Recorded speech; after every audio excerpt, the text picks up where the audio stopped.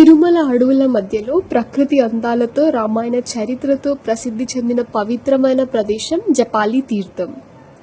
పురాణాల ప్రకారం శ్రీరాముడు, సీతమ్మ వారు, లక్ష్మణుడు వనవాస సమయంలో ఈ ప్రాంతంలో కొంతకాలం నివసించారని అంటారు.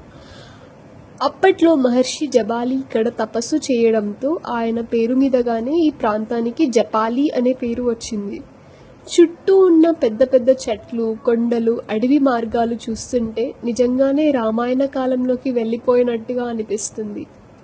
ఇక్కడ ప్రశాంతమైన వాతావరణం, చల్లని గాలి, ప్రకృతి శబ్దాలు మనసుకు ఒక ప్రత్యేకమైన ప్రశాంతతను ఇస్తాయి. తిరుమలలో రద్దీ ప్రాంతాల నుంచి దూరంగా ఉండడం వల్ల ఈ ప్రదేశం ఇంకా చాలా ప్రశాంతంగా కనిపిస్తుంది. ఇక్కడ ఉన్న ఆంజనేయ స్వామి జపాలికి ఎంతో ప్రత్యేకమైన ప్రాముఖ్యత ఉంది. భక్తుల విశ్వాసం ప్రకారం శ్రీరాముడికి సేవ చేస్తూ హనుమంతుడు ఈ ప్రాంతంలో సంచరించారని చెబుతారు.